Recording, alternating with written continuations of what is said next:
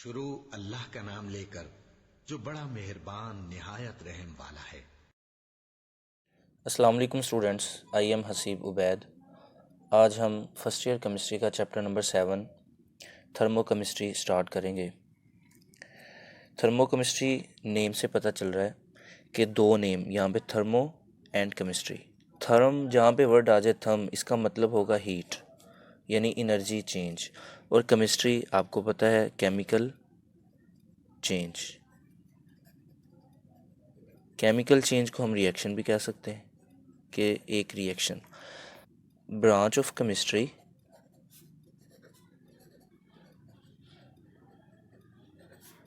that deal with study of heat changes during a chemical reaction। यानी एक chemical reaction के दौरान जो हीट चेंज होती है, जो हीट में चेंज आती है, उसे हम डिस्कस करते हैं थर्मोकेमिस्ट्री के अंदर। फॉर एग्जांपल हमारे पास रिएक्टेंट्स हैं, ये कन्वर्ट हो रहे हैं प्रोडक्ट में, तो हम इनकी ओवरऑल जो है वो हीट में जो चेंज है उसको देखते हैं कि पहले रिएक्टेंट्स की एनर्जी, चूँकि हीट आपको पता है is a form of energy, तो हम इनकी पहले एनर्जी, इनकी हीट को देखते हैं, मेजर करते हैं, फिर बाद में प्रोडक्ट की, फिर हम ओवरऑल इनका डिफरेंस देखते हैं। तो जो डिफरेंस होता है हम उसको कहते हैं कि इतनी हीट जो है वो चेंज हुई है, यानी इतने हीट में चेंज आया है। तो इस सारी को हम डिस्कस करते हैं वो थर्मोकेमिस्ट्री के अंदर। जैसे आप वर्ड पढ़ते हैं थर्मोमीटर, ये भी वही कि जैसे थर्म मीन हीट और मीटर मेजरमेंट होता है, ठीक है। तो हीट को मेजर करना, थर्मोमीटर एक इंस्ट्रूमेंट है जिससे हम हीट को मेजर करते हैं। ऐसे ही थर्मोकेमिस्ट्री के अंदर एक रिएक्शन के अंदर जो चेंज आती है, जो भी उसकी हीट चेंज होती है, उसको हम थर्मोकेमिस्ट्री में पढ़ते हैं। और स्टूडेंट्स, थर्मोकेमिस्ट्री इस चैप्टर के अंदर हम जो चीज़ें डिस्कस करने वाले हैं वो यहाँ पे मैंने इनको लिखा हुआ है, हाईलाइट किया है, आप देखें। सबसे पहले इसमें हम पढ़ेंगे heat of reaction, endothermic and exothermic reactions. ये आपने जो है वो 10th क्लास में भी इसका इंट्रोडक्शन इसको पढ़ा होगा। जैसे इसमें डेफिनेशंस हैं, कुछ एग्जांपल्स हम पढ़ेंगे। इस तरह spontaneous and non spontaneous reaction है, इनको हम डिस्कस करेंगे। आगे है थर्मोडायनामिक्स। थर्मोडायनामिक्स जो है ये एक मुकम्मल ब्रांच है, यानी इसमें हम, ये इंजीनियरिंग के स्टूडेंट्स जो है वो इसको बहुत डीपली पढ़ते हैं। तो इस तरह हम यहाँ पर भी इसको जो है ओवरव्यू इसका देखेंगे। इसमें कुछ छोटी छोटी डेफिनेशंस हैं इसके रिलेटेड। सिस्टम क्या होता है, सराउंडिंग क्या है, बाउंड्री, स्टेट फंक्शन क्या है। और इस तरह थर्मोडायनामिक्स का जो है वो फर्स्ट लॉ, इसको हम देखेंगे, फर्स्ट लॉ ऑफ थर्मोडायनामिक्स। इसी में हमारे पास डेफिनेशन आ जाती है इंथॉल्पी। आगे इंथॉल्पी की आगे टाइप्स हैं, इंथॉल्पी ऑफ न्यूट्रलाइजेशन है, इंथॉल्पी ऑफ सब्लिमेशन है, इंथॉल्पी ऑफ अब्जॉर्प्शन है, इंथॉल्पी ऑफ कंबसन है। ये हमारे पास जो है इसकी आगे मुख्तलिफ टाइप्स है। फिर इंथॉल्पी को मैयर कैसे कर सकते हैं, कौन कौन से मेथड्स हैं, कौन कौन से तरीके हैं जिससे हम इंथॉल्पी को मैयर करते हैं। यहाँ पर उसने हमें दो एक्सपेरिमेंट दिए हैं। एक बॉम्ब क्लोरीमीटर दिया है इसको मैयर करने के लिए, एक है बॉम्ब क्लोरीमीटर। सेकंड वन जो है वो आपके पास है ग्लास क्लोरीमीटर। ये दो जो है वो एक्सपेरिमेंट हैं, ये इंथॉल्पी को मैयर करने के लिए। इस तरह फिर लास्ट जो टॉपिक हमारे पास मेन टॉपिक है, इंपॉर्टेंट है, ये है Hess's law of constant heat summation. इसमें हम इंथॉल्पी को मुख्तलिफ स्टेप्स के अंदर, जितने भी उसके मैक्सिमम स्टेप बनते हैं या सिंगल स्टेप जो है उसके अंदर हम देखते हैं कि कितने स्टेप में इंथॉल्पी जो है वो चेंज होती है। ये सारा जो है वो हम डिस्कस करेंगे स्टूडेंट्स इसी चैप्टर के अंदर। आगे हमारे पास जो है, हम इसको स्टार्ट करते हैं चैप्टर को। डेफिनेशन आई होप कि आपको समझ आ गई होगी कि branch of chemistry that deals with study of heat change during a chemical reaction. अब स्टूडेंट यहाँ पे हीट चेंज ये वर्ड यूज़ हुआ है कि एक केमिकल रिएक्शन के दौरान हीट कैसे चेंज होती है, इसको हम थोड़ा सा देख लेते हैं।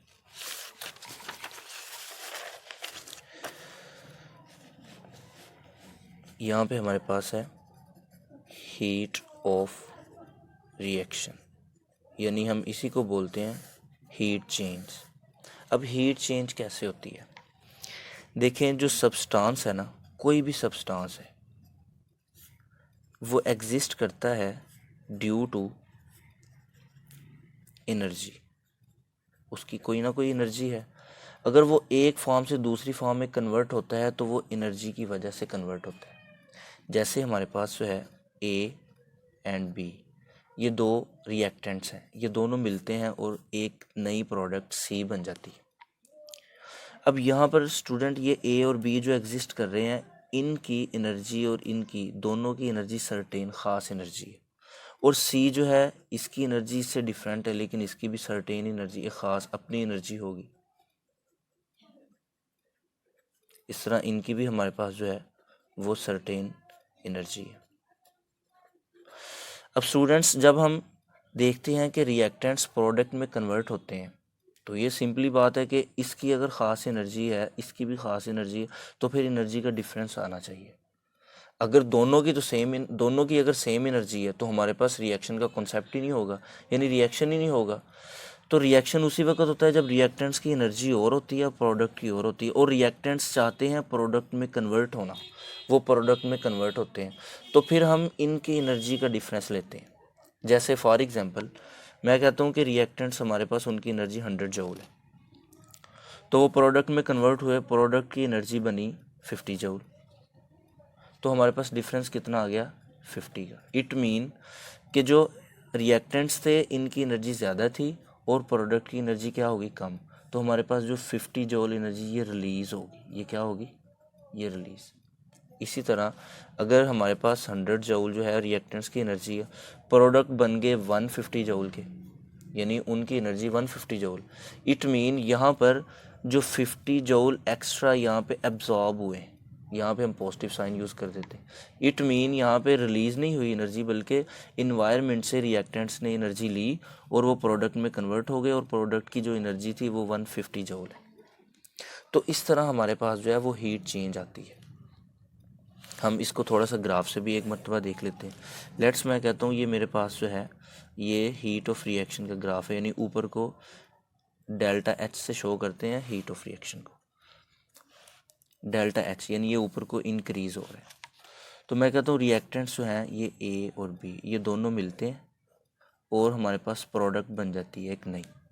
अब इनकी एनर्जी यहाँ पर ज़्यादा है और इसकी एनर्जी, प्रोडक्ट की एनर्जी क्या है? कम है यहाँ पर, यानी ऊपर को एनर्जी बढ़ रही है ना, तो रिएक्टेंट्स की ज़्यादा और प्रोडक्ट, और रिएक्टेंट्स किस में कन्वर्ट हो रहे हैं? प्रोडक्ट में। अब स्टूडेंट देखें, रिएक्टेंट्स यहाँ पे प्रोडक्ट में कन्वर्ट हो रहे हैं, यानी वो हाई एनर्जी से, हाई एनर्जी लेवल से वो लोअर की तरफ आ रहे हैं। तो इसका मतलब है यहाँ से उनकी एनर्जी ज़्यादा है, यहाँ पे उनकी एनर्जी कम है, तो बाकी जो रिमेनिंग, यानी यहाँ पे जो एनर्जी कमी हुई है, तो वो रिमेनिंग एनर्जी वो कहाँ पे जाएगी? वो यहाँ पे रिलीज़ होगी। एनर्जी क्या होगी? यहाँ पे रिलीज़ होगी। इसी तरह हमारे पास अगर ये प्रोडक्ट्स दोबारा किस में कन्वर्ट हो जाए? रिएक्टेंट्स में, तो जो इन्होंने एनर्जी यहाँ पे रिलीज़ की थी वो एनर्जी वो इन्वायरमेंट से क्या लेंगे? यानी उसको एब्जॉर्ब करेंगे, गेन करेंगे। तो इस तरह जो है वो किस में कन्वर्ट हो जाएंगे? रिएक्टेंट्स में। तो इट मीन रिएक्टेंट्स जब प्रोडक्ट में या प्रोडक्ट रिएक्टेंट में कन्वर्ट होते हैं तो उस दौरान एनर्जी या तो रिलीज़ होती है स्टूडेंट्स, या तो एब्जॉर्ब होती है। ये आपने बात याद रखनी है। तो हम फिर कह सकते हैं कि हीट ऑफ रिएक्शन क्या है, या थर्मोकेमिस्ट्री में हम हीट चेंज पढ़ते हैं वो क्यों होती है, हम उसको फिर इस तरह डिफाइन कर लेते हैं, amount of heat, amount of heat that absorbed or evolved, या evolved होती है during a chemical reaction। एक केमिकल रिएक्शन के दौरान जो हीट इवॉल्व या अब्जॉर्ब हो उसे हम कहते हैं is called heat of reaction, उसे हम बोलते हैं हीट ऑफ रिएक्शन, और इसको हम डेल्टा एच से डिनोट करते हैं।